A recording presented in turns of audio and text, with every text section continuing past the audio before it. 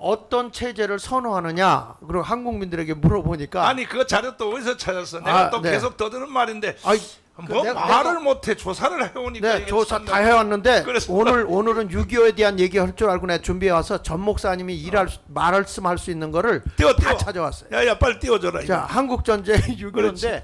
해방 직후 한국 사회 그 여론 거기 뒤를 한번 쭉 넘겨. 처음부터일까? 처음부터 해. 처음부터? 처음. 처음. 원래 장시들은 깐깐하니까. 네, 이게 이제 과천으로 안 가고 유- 이리 잘했네. 6.25가요. 어. 6.25에는 저 세 사람을 빼놓으면 안 됩니다. 그렇지. 스탈린, 메가더, 이승만 대통령인데 아. 사실 저는 이렇게 생각해요. 6.25 전쟁이 사실은 대한민국을 그 아무도 알아주지 못한 대한민국을 알린 것이고 이것이 대한민국의 산업혁명을 일으키고 경제를 잘 살리게 한 아픔이 있었지만 결과적으로는 대한민국이 지금 일본을 누를 정도로 지금 우리나라가 이렇게 경제 대국이 된 것도 그러니까 이 말을 좀 오해하면 저 국민들이 섭섭하겠지만은 예, 6.25가 사실은 축복이야. 맞아요. 예, 왜냐하면 공산주의가 뭔지를 교육했잖아. 맞습니다. 6.25 때문에. 예, 예. 그다음 계속이었어. 그래서 요 6.25에 대한 진짜를 우리가 좀 설명을 해보면 넘겨서 보면요 여기 설명이 나오요. 그 6.25 전쟁으로 이제 허무맹랑한 주장들 우리 전 목사님이 말씀하는 거 여기 다 나오더라고요. 그렇지. 여기 뭐냐 정규군이 동원해서 전면 남침한 것을 숨길 수 없는 역사적 사실인데 쟤들이 뭐라고 얘기하냐면 북침설을 주장하잖아요. 맞아. 예, 우리가 먼저 쳤다. 정교조가 계속 네. 그렇게 해. 그리고 그렇지 않고 이제 그게 아니라는 게 알려지고 난 뒤는 유도설. 남침 유도를 했다. 전쟁을 이렇게 그렇지. 치크치크하면서 유도를 했다. 맞아. 그리고 또 하나는 이제 뭐냐면 내전에 자꾸 남북이 자기들끼리 막 싸워가면서 이제 이런 짓을 했다 이렇게 얘기를 하거든요. 네. 근데 실질적으로 이게 어떤 결과냐면 김영삼 정부 때 이 소련이 붕괴되면서 그 엘친이 하나 넘겨서 보시면 엘친이 이 300점의 그 문서를 6.25에 대한 걸 넘겨줬다고요. 그렇지. 예. 이걸 넘겨주면서 이 김영삼 대통령한테 그 정보를 받고 보니까 이게 다 남침이잖아요. 남침. 남침이야. 네, 남침이 다 드러난 거야. 그러니까 이런 것이 전부 다 이제 밝혀지게 된 것이죠. 그 전에는 골바초프가 제주도에 와서 네. 1차 문서를 넘겨줬어. 네. 그다음에 엘치니가 또 주고. 예. 그래서 이제 여기에 넘겨서 보면 이제 우리가 이 1904 8월 16일 마포 형무소 앞에서 한국 사회 막 이렇게 대한민국 만세를 외치고 8.15 이렇게 했는데 그런데 이 당시에 저는 참 특이한 게 이승만 대통령이 넘겨서 보시면 요게 왜 그러냐면 이승만 대통령이 이제 사실은 하나님의 은혜죠. 감옥에서 한성 감옥에서 죽게 된 거 정말 선교사에 의해서 끄집어 나왔는데 이 사람이 대한민국을 세운 거잖아요. 맞아. 예. 그리고 또 산업화를 세운 박정희 대통령도 친일파로 그때 몰려가지고 그렇지. 또 아니, 몰리는 게 아니라 실제 예, 그렇죠. 예, 맞아요. 그런데 그 사람도 완전히 매장될 사람인데 음. 이 이승만한테 이 선교사들이 박정희를 소개를 해가지고 그러니까 둘 다 사형 선고 받았거든. 예, 그러니까요. 박정희도 여순 반란 사건의 주모자로 해서 사형 선고 받았고 네. 이승만도 한성감에서 사형 선고 받았으니까 네. 여기 있는 분들도 사형 선고를 받아야 돼요. 한번 예. 받아. 예, 이제 이미 우리는 받을 가능성이 굉장히 높습니다. 그다음 예, 그 다음에 하나 요 밑에 읽어보면 그 이승만이 거기 하나 거기 한번 우리 전준환 목사가 읽는 게 제일 좋겠다. 좋으니까 밑에 이승만이 1945년 10월 뒤늦게 귀국했을 때 이미 남한에는 박헌영의 조선공산당 즉 남노당이 전국적으로 강력한 조직을 만들고 온 나라가 공산주의로 기울어가던 상황이었다. 예. 그래서 여기 넘겨서 보시면 요게 이제 요걸 얘기하려고 한 건데 이 시대에 7월 미군정이 이제 들어왔을 때 너희들이 어떤 체제를 선호하느냐. 근데 우리나라가 그 당시만 해도 왕정 정치가 끝나고 그렇죠? 이제 자유민주주의 국가가 일어서려고 하는데 이때 이제 나라에 혼란이 온 거죠. 그 혼란이 오는데 사회주의를 71%, 공산주의를 7%, 자본주의 14%.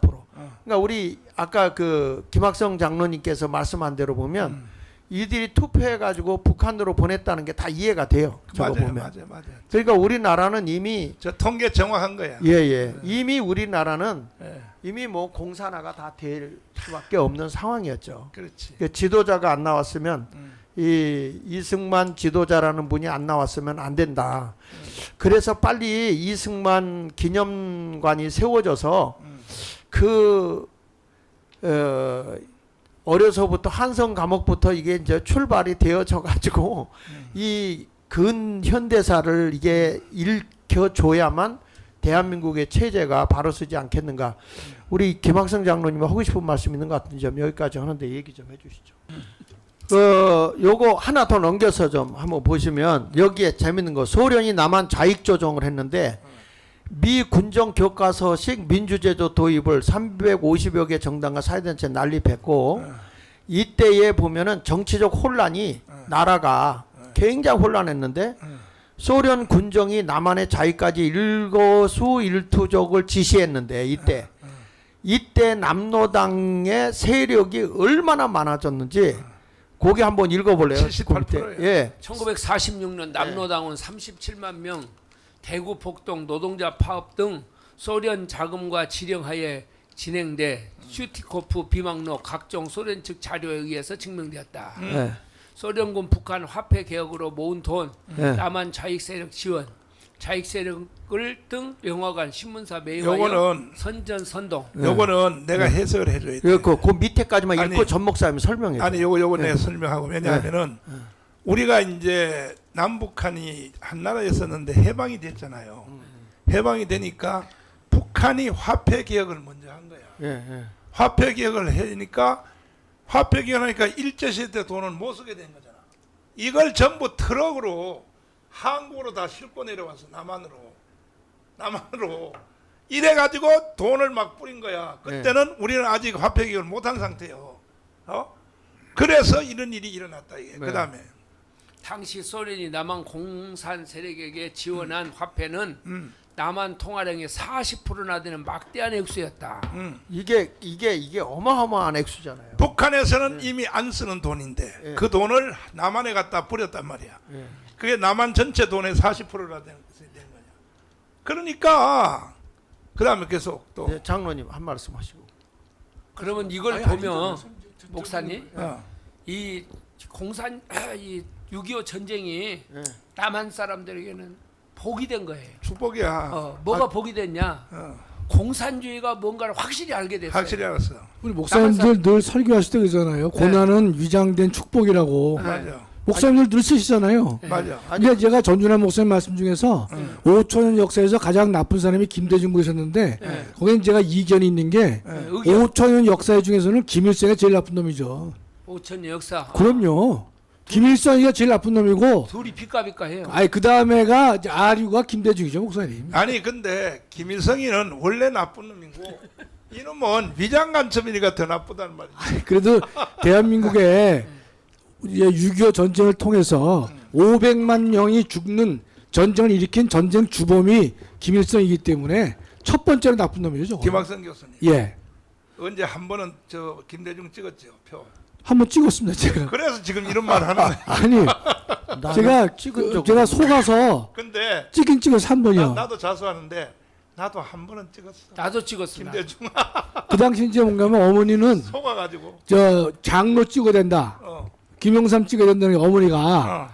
그래서 한 집안에서 이 갈라지면 안 된다 그러셔가지고 제가 알았습니다라고 하면서 박권사하고 저는 저 김영삼이는 저 머리가 시원찮으니까 김대중을 찍어야 된다. 그래서 제가 찍은 적이 있어요, 목사님. 제가. 나는 언제 찍었냐 하면은 이해창하고 붙었을 때 이해창. 아, 예.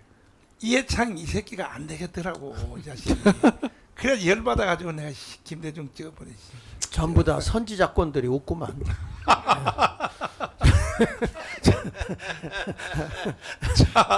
자, 그래가지고 이렇게 근데 장 목사님 그때 우리가 찍을 때는 떨어졌어.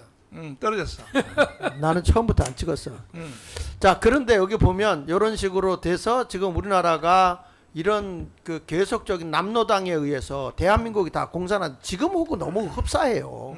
그다음에 넘겨서 보면 자유 폭동 진압, 대한민국 정부 출범 2달 후 10월 19일 날 여수순란 반란 사건 발생했죠.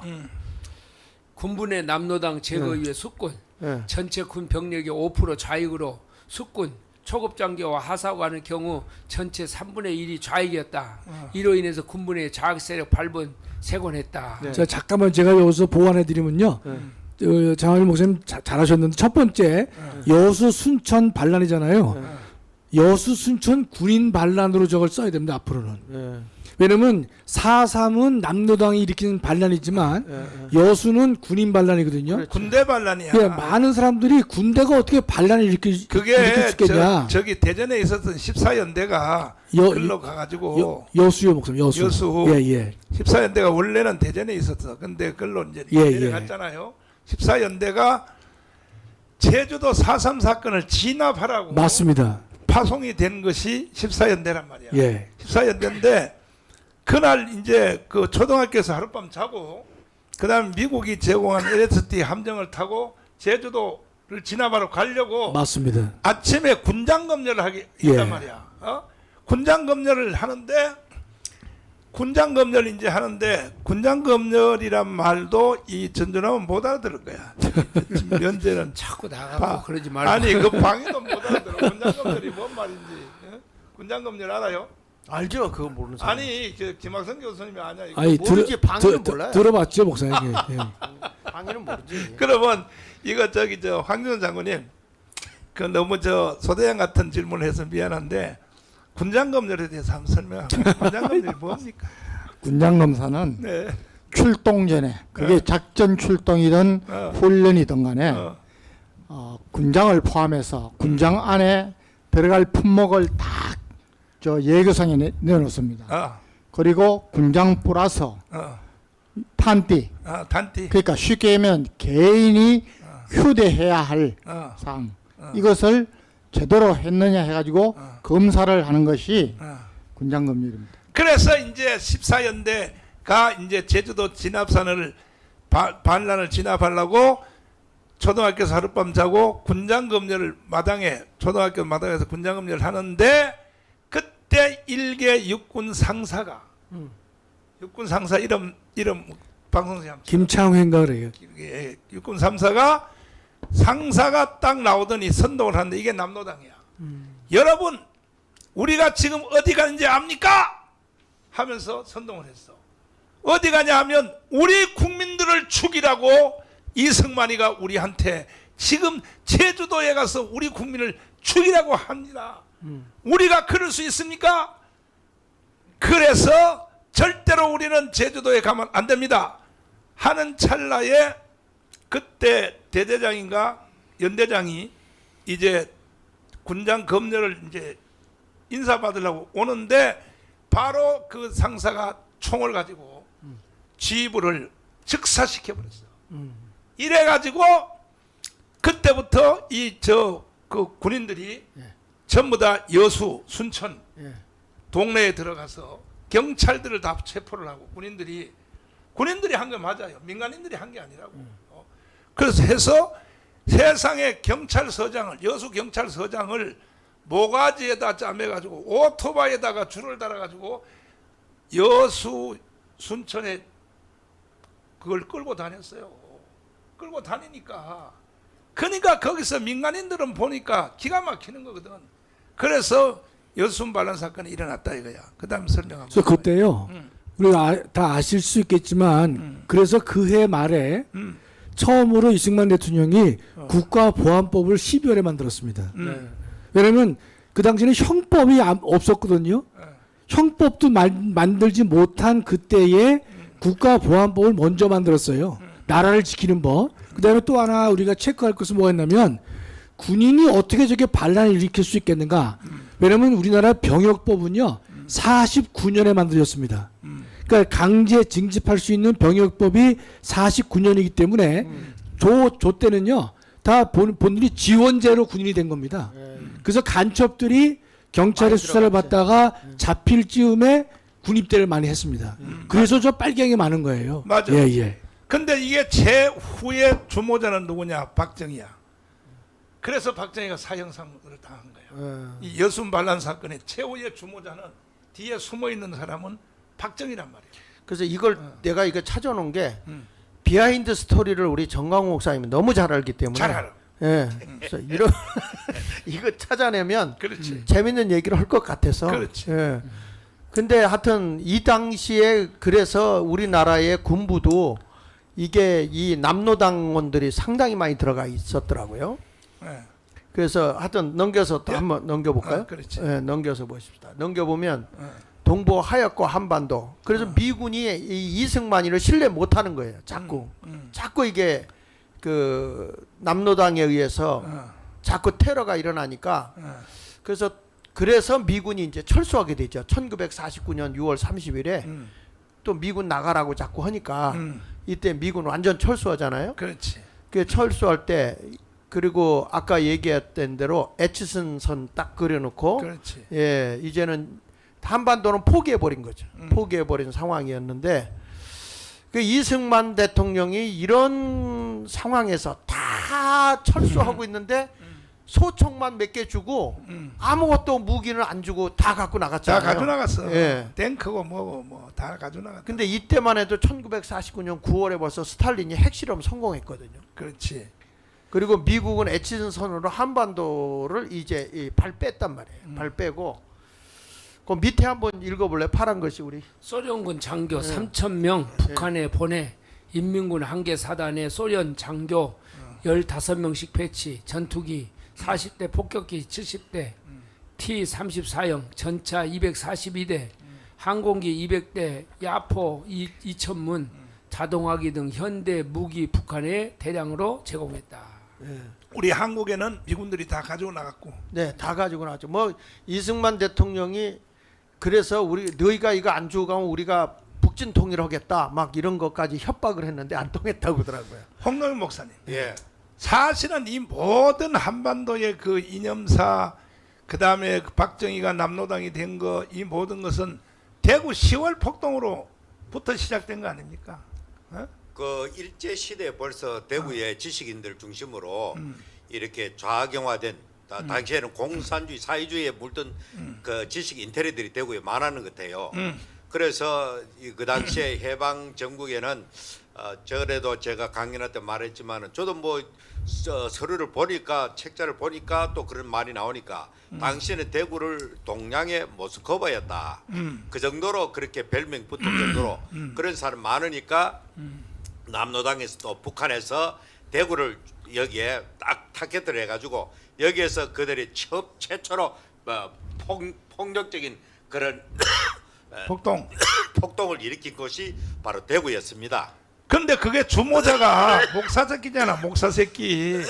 영천 제일교회 이재봉 목사잖아. 예. 그냥 저니까 37기 목사가 대구 폭동의 주모자 남로당의 5인방이 아니야. 무력부장이잖아. 아니 지금 또 뭐 안주 안 드러나 그렇지만은 세상이 뒤비지면은 목사 중에도 그렇게 완전 붉은 완전 차고 나타나는 그런 사람이 있습니다. 아니 지금도. 더 센 놈들이 많아요. 그러니까 아니. 우리가 뭐 지금 편한 시대니까 숨지기고 딱 도사리고 있지만은 세상이 확 뒤비지면은 그런 사람들이 또 나와가지고 또 교회 목사를 죽이는데 앞장섭니다. 그는 언제나 역사가 그랬어요. 그래서 그때의 박정희 대통령의 친형님 박상희가 예. 경찰한테 총격돼서 예. 죽었잖아요. 예. 그것 때문에 박정희가 이게 완전히 남로당이 됐다. 그래 박정희가 형님들이 많은데 그 형을 제일 존경했다 하거든. 그렇지. 평소에 박상희를 제일 존경했는데 제일 존경한 형님이 그래 죽으니까 뭐 인간 육신적으로 막 분노가 폭발한 거죠. 거기에 이제 그 이재복이가 불을 찔러 보니까 그 순식간에 그 사람이 이제 남로당 그 군대에 들어가는 거죠. 그래서 전라도에 와서 27 폭동으로 바뀌어 가지고 영천 폭동, 상주 폭동, 구미 폭동 그냥 전국이 다 폭동이야. 그러다 전라도 와서 27 폭동을 해서 그 다음에 이제 여순 반란 사건, 제주도 4.3 사건이 이어지니까 이게 전부 다 보면 한 통속이야. 그렇죠. 한 뿌리에서 나온 거지. 한 뿌리에 나왔는데 그 출발이 대구란 말이야. 어떻게 생각해? 홍동명이가 대구 아니야? 책임져야 될 거 아니야 이거. 그래서 대구는 그래도 나름대로 회개한다고 요즘 표도 제일 많이 나오고 우리 그래도 뭐 과거에 전국이 전부 다 이렇게 좌파로 다 지방 잘 넘어갈 때도 유일하게 대구 경북만 광역단체장이 대구 경북밖에 없었어요. 맞습니다. 우리 얼마든지 큰 소리 칠 수 있어 여기에 대해서. 근데 나를 갖다 무슨 뭐 대구 출신하고 대구 폭동했다고 해가지고 뭐 주모자잖아, 주모자. 주모자기는 말기는 지금 현재는 대한민국 구하는 최고의 중심지가 바로 대구 경북입니다. 보수의 성지예요 지금요. 성지죠, 보수의 그래. 성지. 성지 아니야. 지금도 성지 아니, 아니야. 뭐 그 그당- 국회의원들 그 새끼들 아, 국회 그 와서 자식들은 말 그- 한마디도 못해. 그래 그거는 참 뼈아픈 지적입니다. 예. 대구의 국회의원들 참 제가 생각해도 지 나름대로 배웠는지는 모르지만은 정치인으로서는 자격 미달이다. 중앙 무대에 올라오면 그래도 이런 이슈가 있으면 국회 그 정론회가 나가가지고 마이크 검지고 강력하게 야단을 규탄하면 저절로 자기가 몸값이 부르를 커질 건데 이 멍청한 것들이 그런 짓도 안 하더라고. 뭐 하는지 모르겠어 4년 동안 들어앉아가지고 다음에 저 황도명이 국회에 들어가. 확 그냥 TV 보고 싶은 그런 마음이 한도 없다 아니죠 그게. 어? 자 저기 황준선 장군님. 예. 자, 이 에치슨 라인이라는 걸 우리 다 알고 있는데 실질적으로 모르더라고. 한번 읽어주시면. 1949년 예, 6월 예. 4일 오른쪽, 중앙미군 오른쪽. 완전 철수했는데 예. 미국의 전 국무장관이었던 에치슨은 1950년 1월 12일 전 미국 신문 기자 협회에서 아시아에서의 위기라는 제목으로 연설하였는데 이 연설을 소위 에치슨 선언이라고 한다. 그렇지. 그 내용은 소련의 스탈린과 중국의 마오쩌둥의 공산화를 저지하기 위해서 태평양에서의 미국 방위선을 알류산 열도, 일본, 오키나와 필리핀을 연결하는 선, 즉 에치슨 라인으로 정한다는 것이었다. 네, 이것 때문에 이거 아까 그 지도를 한번 좀 그려 보여주면 요 내용이 요것 때문에 이제 아까 우리가 지도. 밀고 여기 올라갔다가 있잖아. 예, 올라갔다가 중공군이 개입을 했잖아요. 그러니까 이게 밀려 내려오는데 무조건 내려간 거예요. 왜냐하면 이 선을 그어놨으니까 에치슨 라인까지 넘어가야 된다. 이거를 막아준 사람이 메가더 장군이라. 자, 근데 예. 이렇게 말하면은 에치슨이가 지금 저 무덤에 있다가 다시 부활할지 몰라요. 억울해가지고 이게 이전에 뭔 일이 있었냐. 에치슨 라인이 그어지기 전에 이 우리나라는 이 간첩이 두 채널도 있어. 하나는 박헌영 남노당이고 네, 남노다. 하나는 성시백이라고 하는 이 간첩이 예. 거물 간첩이 있었는데 이 사람들이 와서 육군 참모총장을 간첩으로 최병덕을 만들고 신성모 국방부 장관을 만들고 그 다음에 국회 부의장 저 김학성 교수님 김약수요. 김약수 예. 김약수를 간첩으로 만들었다니까 국회 부의장을 만들어서 국회에서 결의를 했잖아요. 미군을 나가라고. 그거 몰라요? 헌법학장님 알죠? 아시죠? 저 이름도 알잖아요. 김약수라고 목사님. 아니 그거 설명해봐요. 국회에서 결의한 거. 미군 물러가라고. 그 당시 그 국회에 이 간첩들이 많았잖아요. 그렇지. 북한을 동조하는 간첩이 많았는데 그 중에 대표적인 인간이 국회 부의장을 한 김약수를 중심으로 해가지고 그렇지. 그저 국회 프락치 사건이 그거 아닙니까, 목사님? 맞아요. 그래서 그걸 처벌하는 일을 하잖아요, 그렇지. 저희가. 예. 그래가지고 1959년 6월 30일 날 더럽다 이거야. 미국이 아니 나가라고 하니까 국회에서 나가라고 하니까 네. 그래서 에치슨이가 좋아. 우리는 저 공산주의를 막는 선을 지금 여기 그림 위로 올려봐요. 위로 올려봐. 다시 위로 올려봐. 저렇게 공산주의 막는 선을 왜 이거 미국도 계산이 있었어요. 왜냐하면 그때는 소련하고 미국하고가 같은 편이잖아요. 2차 세계대전 독일을 잡는데 예, 그때는 그랬죠, 목사님. 독일을 잡는데 예. 같은 편이니까 예. 같은 편끼리 육지에서 붙어서 있으면 충돌이 일어난다 이거지. 예? 예. 충돌이. 예. 그러니까 차라리 미국은 함대의 나라잖아요. 함대의 나라. 예. 바다로 그냥 이렇게 지키는 것이 훨씬 낫다 하는 것은 뭐냐? 사실은 에치슨이가요. 한국을 포기한 거 아닙니까 이게? 포기한 거죠, 목사님. 저 선 자체가 저 포기한 거 아닙니까? 예. 저게? 그래서 저 50년 1월 달에 했기 때문에 네. 6.25 발생에 가장 중요한 계기가 됐던 거죠. 그렇지. 정말. 예. 홋카이도, 일본, 대만은 들어갔어요, 안 들어갔어요? 대만을 저 제외시켰죠. 대만도 포기했지. 대만을 포기했죠, 목사님. 대만도 포기하고. 포기했죠. 필리핀은 아, 필리핀 들어갔- 인정했죠. 필리핀 들어갔고. 예. 목사님, 제가 잠깐만 말씀드리면은 저 당시에는 미국의 그 조야에서는 정치계나 뭐 이런 데서는 우리 한국을 전혀 몰랐습니다. 몰랐어. 예. 그래서 한국의 중요성도 몰랐고 또 지금도 저는 우리 지정학적 위치는 변하지 않기 때문에 지금도 사실은 일본은 미국의 뭐 일개 주라 할 만큼 뭐 무조건 우리가 보면 얄미울 정도로 미국하고 밀착되어 있습니다. 그만큼 이익이라는 거죠. 일본의 저 입장에서도. 그리고 지금 대만이 목사님 저는 개인적으로는 미국이 대만은 절대 포기하지 않는다고 봅니다. 그리고 지금 항공모함, 대만에는 영원히 가라앉지 않은 항공모함. 예, 우리나라에는 주지 않는 신형 전투기, 맞아요. 신형 무기들을 대만에는 줍니다. 그렇죠. 그래서 지금도 보면은 목사님 우리는 사실은 미국의 입장에서 보면은 현대의 H 라인이라고 더 강화되었습니다. 맞아요. 그래서 우리가 정신 똑바로 차려야 되는 게 우리는 지정학적 위치를 생각할 때도 미국이라는 이런 저 해양 강대국이 없으면은 우리는 여저 반도 아닙니까? 그렇지. 우리가 정말 문재인 정권 때 노무현 정권, 문재인 정권 때 얼마나 미국에 대해서 우리가 쉽게 얘기하면 미국을 실망시키는 일을 많이 했습니까? 이제 이런 일이 절대 있어서는 아닙니다. 그러니까 미군 철수가 1949년 6월 30일이니까 6.25가 1950년 6월 25일이니까 딱 1년 만에 6.25가 일어난 거 아닙니까? 미군이 철수하자마자. 그렇죠. 예? 그러니까 미군 나가면 미군 철수하면 바로 그냥 전쟁이죠, 뭐. 전쟁이죠. 전쟁이죠. 그러면 제일 저 군사에 대해서 모르는 우리 자, 결국은 6.25가 일어났는데 다음에 넘겨서 보시면 여기 보면 스탈린의 저게 모략이라는 거예요. 김일성이 납치해서 미국과 중공하고 싸움을 시켰다는 거예요. 아 그걸 어떻게 알아냈네. 네.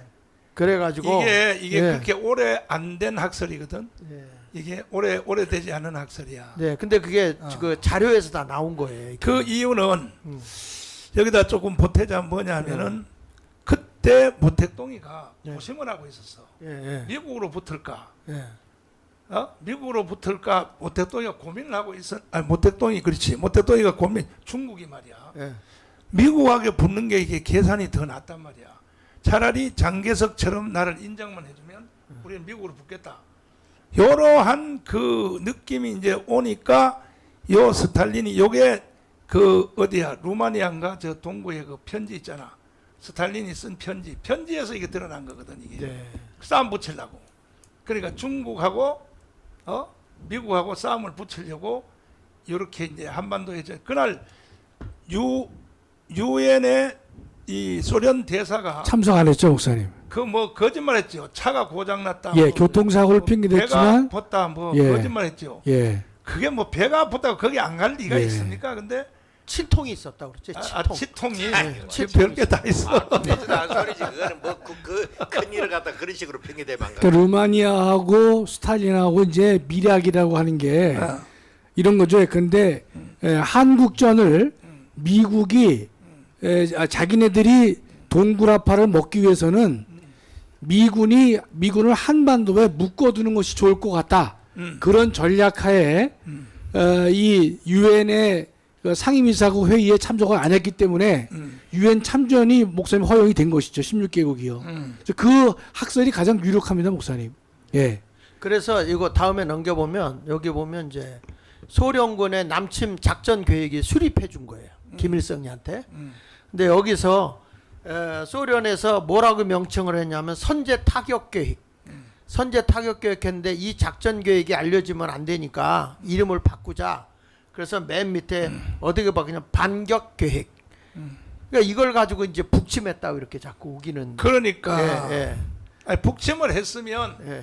우리가 처음에는 개성 바로 위에 있는 그 도시 있잖아요. 네네. 거기까지 갔다가 우리가 6.25에 밀려야지. 그러니까. 처음 시작하자마자 바로 밀렸는데 뭘 북침이요. 그러니까. 참나. 지금 저게 이제 저렇게 내려오는 저 전략을 다 짜주고요. 그 여기 보면 1950년 넘겨서 보시면 여기에 스탈린이 남친 전쟁을 승인을 합니다. 여기 보면 그 에치슨 선언 발표돼 있기가 무섭게 김일성이를 불러서 모스크바에 초청을 해가지고 이제 스탈린이 전쟁에 대한 모든 계획, 작전 이런 걸 다 다 밀어주게 된 거죠. 그 저기 박헌영이 김일성이 가 있는 거 보이지 않습니까? 둘 다 같이 갔어. 예, 예. 4월 10일 날. 뭐 이거 얘기하자면 전목상 할 얘기가 많을 것 같아서 그 다음에 넘겨서 한번 보시면 남친 전쟁 승인 후 스탈린이 김일성에게 충고한 내용인데 여기 이제 요 네 사람이 다 나오는데 누가 침공했는지 모르게 감춰야 된다. 한국과 미국이 체계적으로 저항하거나 국제사회에 지원 동원할 생각조차 할 수 없도록 기습적으로 이 일을 수행해야 된다. 그래서 소련은 직접 개입하지 않은 것으로 하고 목태동이 아시아의 그 문제에 그 정통한 사람이니까 그 사람한테 맡기자. 그래서 진해는 뒤로 빠지고 이 중국하고 싸움을 붙였던 이런 예, 사람이죠. 근데 이런 것이 있기 전에 벌써 전쟁을 감지했던 이승만이는 넘겨서 한번 보시면 이승만 대통령 보면 무기 획득을 위해서 굉장히 노력합니다. 저거 한번 읽어보세요. 미군은 철수하면서 소총과 소총 탄환만 한국군의 제공, 전차, 대포 등 중화기는 일체 한국에 이양하지 않았다. 네. 미군이 미온적인 태도로 나오자 이승만은 국민적 권기대회를 추진했다. 요걸 했어요. 요걸. 가려면 무기는 놔두고 가라고 요걸 했다니까. 우리에게 무기를 달라 구호 외치며 전국적으로 확산되어. 그랬더니 뭐라고 대답했냐면 미국이 우리가 무기를 놔두고 가면 너가 저기 북침하려고 그랬지? 그렇지. 이렇게 말했다니까요. 그게 이제 그게 그 다음 편에 나오는데 참 그때 100만이 넘게 나왔다고요. 무기 달라고. 학생들은 혈서를 써서 주한 미군 대사관에 전달을 했고 한국에 고성능 무기 제공하면 이승만이 북침을 할 우려가 있다고 판단했기 때문에 무기를 주지 않았다는 거예요. 네, 그 다음에 한번 보시면 그거 나와. 이승만 공산군 침략 가능성을 계속 경고한 거예요. 경고했는데 이승만은 보세요. 1949년 10월 24일 미군의 언론과 여론 주도층에게 공산군의 침략 가능성, 한국군의 무장을 도와달라는 서한 수차례 보냈다. 네. 우리의 최근 비밀 보고서는 공산군이 추수가 시작되는 대로 항공기는 물론 기타 모든 것을 동원하여 남한으로 쳐내려올 만반의 준비가 되어 있다는 내용을 담고 있어. 무엇으로 우리는 이것을 막으려는 것이요. 소련 사람들이 밀고 내려온다면 그것은 분명 국지적인 공격이 아닌 전면 공세가 될 것이요. 미군은 이런 경고와 우려 묵살, 한국에 요구하는 항공기 등 최신 무기 제공을 거부했다. 예, 이렇게 거부하니까 이승만이 또 미국을 협박하기 위해서 넘겨서 보면 북진 통일을 주장하는 거예요.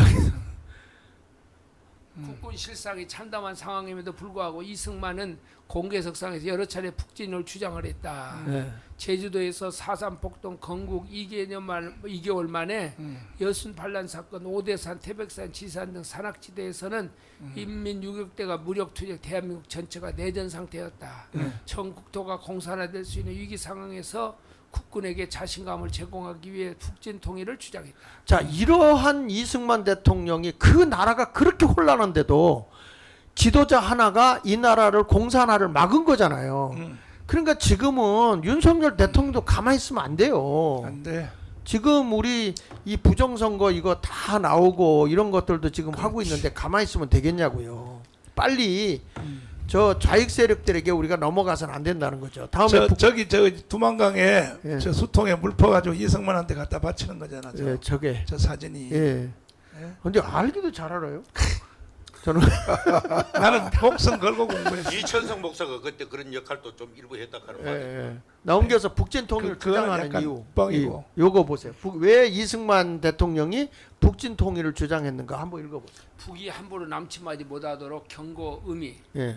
남한 국민들의 반공 의지를 투철하고 전쟁 수행 능력 충분하다는 강한 투쟁 의지를 가시했다. 뻥쳤구만요. 예. 유사시 치명적인 결과를 가져올 수 있음을 경고함으로써 섣불리 도발하지 못하도록 하는 심리 전술이었다.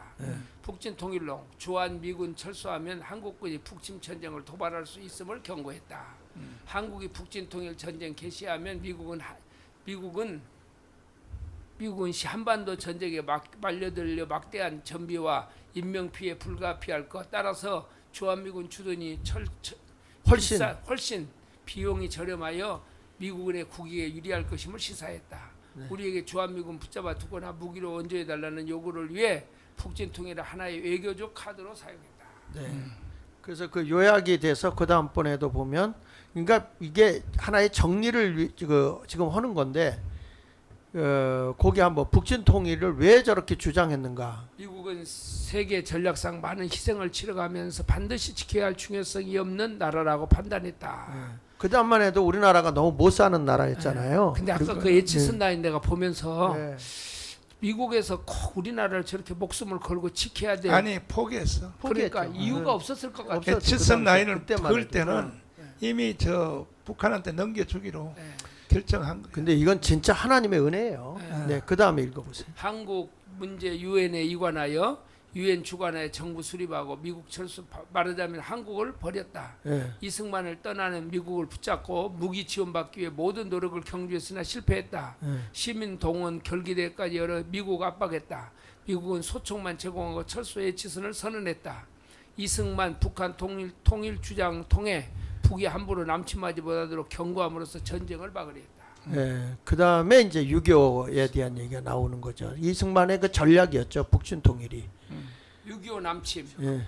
6월 25일 4시에 인민군 기습방 남침, 스탈린의 인가, 모택동의 병력 지원 약속, T-34 소련제 전차 241대, 차주포 176대, 전투기 226대를 최신 무기로 무장한 인민군 파죽지세로 공격했다. 남침 당일 특수 게릴라 부대 강릉 일대 상륙했다. 부산에 게릴라 상륙시키기 위해 600명의 특수 부대원 태운 수송선 남한 도중 미군 백두산 함에 발각돼 격침됐다. 아군. 이게요, 참 우리나라가 참 하나님이 도왔다는 게 뭐냐면, 일본이 우리나라를 점령할 때 그 부산에다가 이 배들을 댈 수 있는 항을 만들어 놓은 거예요. 이게 배들이 거기 그 인접을 할 수 있게 그걸 파고해야 되거든요. 저게 예. 귀한 사람이 김무성 아버지야. 김무성 아버지. 그 부자란 말이야. 보는 부자인데 그 배를 가지고 있어. 배를. 그래서 저 백두산함 있잖아. 저거 발각돼서 격침한 거. 여기에 그러니까 이 북한이 그냥 그 휴전선에서만 남침한 게 아니고 이게 부산으로 배를 타고 바로 왔다니까. 그러니까요. 그거 오는 걸 저걸 뭐 해놨는데 만약에 그때 부산 거기가 그 배를 댈 수 있는 그 뭐라 그러지 그 선착장. 선착장인데 그 뭐라 그러죠 그 저반 시설이 안 돼 있었다면 미군이 일로 들어올 수가 없었어요. 물자와 큰 배들. 그렇죠. 예. 예. 그러니까 이게 일본에서 다 만들어 준 거예요, 사실은. 그러니까 그리고 거기만 남겨놨잖아요. 부산하고 대구 그쪽에. 또 친일파 소리 들으려고 또 지금. 아니 친일파가 친미파 뭐 어쨌든 그래가지고 여기 뭐 저기 서울 점령 위에서 의정부 창동 메아리 노선 고양 서울 노선 퇴계원 서울 노선 등 3개 축으로 이루었는데 여기에서 올 때 재밌는 게 뭐냐면 왜 그 3일 만에 이 서부전선은 다 넘어왔잖아요.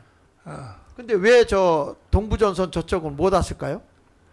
그 목사님 잘 알죠. 아니 동부전선도 왔어요. 일부가 왔지 다 못 내려왔죠. 주력 부대가 예.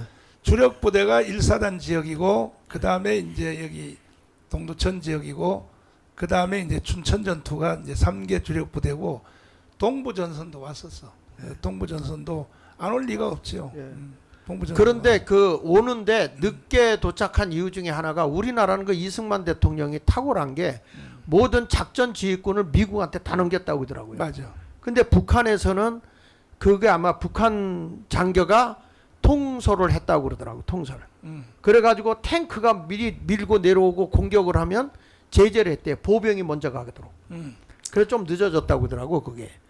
그 3일을 서울 서부 만나기로 했는데 그게 좀 늦어졌다 이런 얘기. 오늘 이제 오늘은 여기까지 이제 하고 마무리를 지을 텐데 이제 미아리 고개를 넘었잖아요. 제일 서울에 들어온 것이 미아리 고개야. 저기 1사단이 아니고 그것도 작전의 실패인데 그 다음에 이제 불광동 쪽으로 T-34 전차가 들어왔단 말이야. 들어왔는데 미아리 고개로 이제 넘어오니까 그때의 인민군이 서울에서 3일 동안 놀았어. 기다리고 있었다고 하더라고요. 깽과리 치고. 이게 이제 미스테리야 전쟁에. 이거는 이제 황수원 장군님이 알아요. 왜냐하면은 전쟁을 하려면 전선을 맞춰야 되거든. 원래 춘천 부대가 서울에 다시 들어와야 된단 네. 말이에요. 3개 노선이니까. 맞습니다.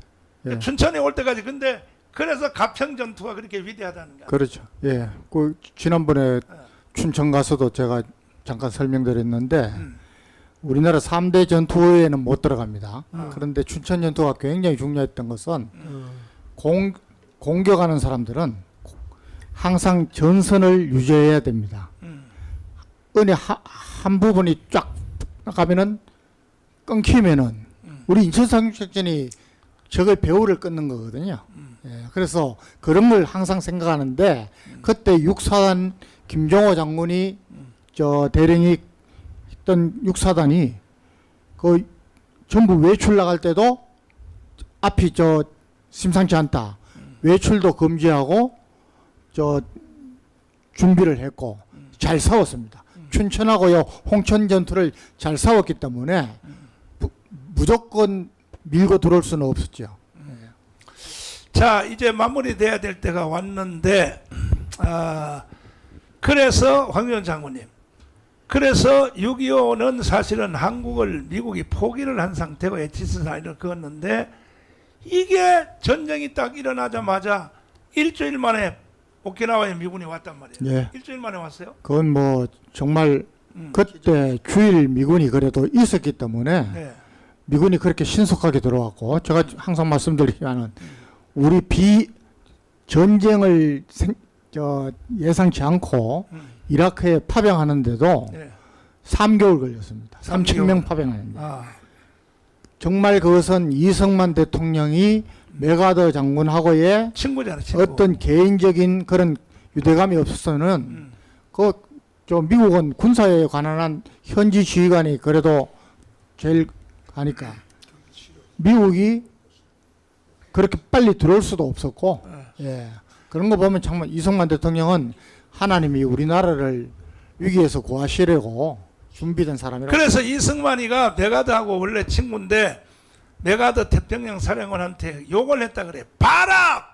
내가 뭐라 그랬어? 북한 애들이 침공한다고 했지 않느냐? 너 책임져! 너가 책임지라고! 어? 그냥 막 퍼부었다 그러잖아요. 이래 가지고 일주일 만에 오키나와에 있는 미군이 이제 왔잖아요. 한국에.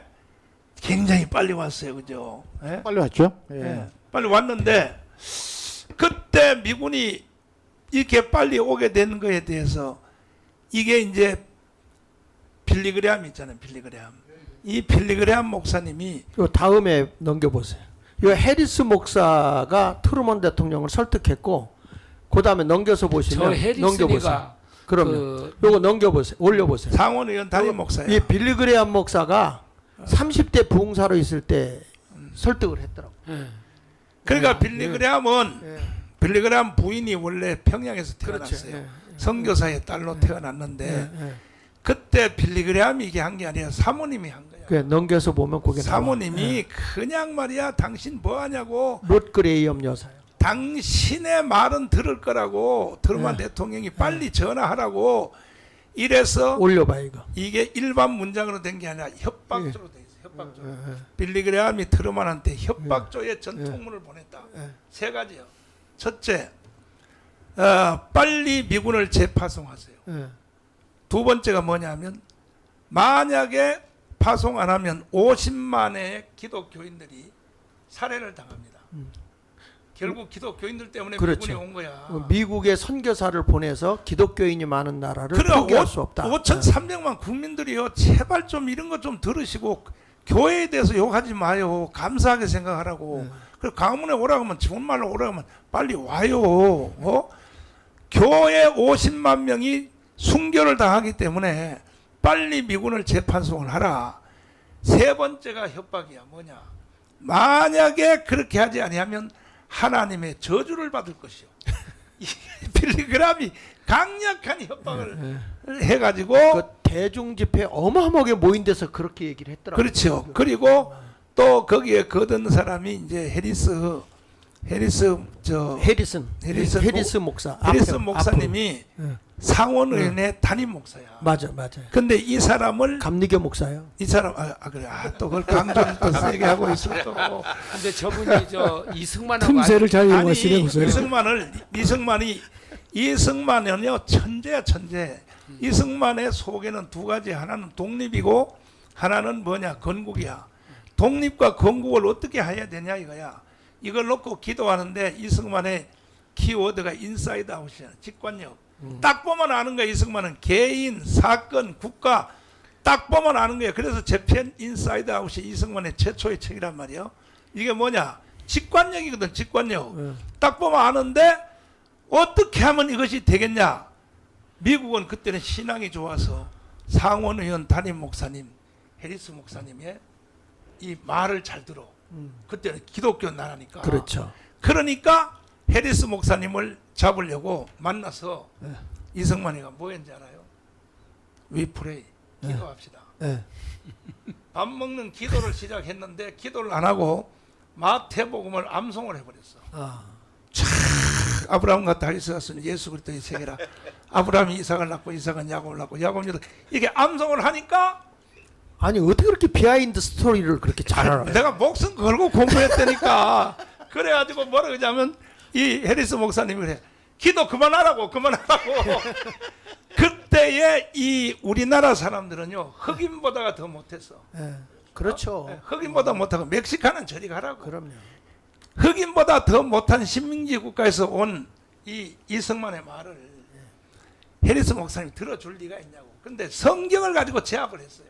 성경 암송을 다 하니까 네 소원이 뭐냐? 그러니까 내 소원이 이거다 하니까 너 원하는 걸 내가 다 법안 통과해 줄게. 이래서 상원의원에서 이게 다 통과가 되는 거야. 이승만이가 딱 잡은 거야 벌써. 그렇죠. 예, 딱 잡은 거야. 그 다음에 친구 하나가 그 기자 출신 올리브 박사가 있단 말이야. 올리브 박사가 이승만하고 절친한 언론인 중에 대표야. 이건 또 목사 중에 대표고. 네. 두 사람을 딱 잡고 이승만이가 가는데 이승만이가 나중에 하와이에서 그 노인병원에서 임종했을 때 그 올리브 박사가 와서 뭐라 그랬어? 딱 와보니까 임종을 했어. 이미 거뒀어. 마지막 기도를 하고 이승만이가 마지막 기도가 뭐냐면은 나는 너무 늙어서 너무 늙은 종이 되어 당신의 일을 더 이상 할 수 없게 되었습니다. 한성 감옥에서 약속을 했거든. 일생 당신을 위해서 살겠다고. 그래서 당신 옆으로 가오니 마지막 기도가 뭐냐? 내 조국 대한민국을 주님의 손에 맡기나이다. 요게 이제 마지막 기도하고 임종이 딱 마치자마자 이 올리브 박사가 와서 딱 만져보니까 숨이 멈췄네. 예. 그래서 머리에다 손을 얹고 통곡하고 울기를, 이 사람이 언론인 출신이요. 예. 통곡하고 울기를, 응? I know가 뭐예요? 나는 아이고, 알아. 난 안다. I know. 나는 너가 얼마나 대한민국을 사랑했는지 나는 알고 있어. 하고 통곡하고 울었다고요. 이 미국 기자 출신이 이 사람이 올리브 박사가 이래 가지고 결국은 오늘날까지 대한민국이 유지가 됐는데, 자 그러면 미군이 그때 즉각 안 왔으면 대한민국은 끝난 거죠 사실은. 네? 그렇죠. 황교안 장군님. 그 다음에 인천 상륙작전 안 했으면 끝난 예. 거예요. 예. 참 정말 뭐 이승만 대통령이 메가더 원수와의 그런 친분 관계도 그렇고 참 통찰력이 대단합니다. 저는 뭐 우리 윤석열 대통령도 이번에 이 부정선거에 대한 통찰력이 좀 있으면 좋겠습니다. 이거야말로 나라 전체를 바꾸는 일입니다. 그래서 사실은 메가더 장군이 인천 상륙작전을 했는데 그때의 이승만은 중공군의 개입을 이미 알고 있었잖아요. 아까 그 지도에 보여준 그대로 알고 있었기 때문에 이 메가더가 핵무기를 한 방 더 쓰자고 워싱턴에 보고했단 말이야. 반드시 중공군이 개입한다. 그 이승만한테 힌트 얻은 거거든. 그러니까 그때는 핵무기가 미국밖에 없으니까 중공군의 개입을 막으려고 핵무기를 한 방 더 쓰자 그럴 때 트루만 대통령이요, 장수를, 현장 장수 지휘관을 군복을 벗겨버렸어요. 왜 벗겼느냐?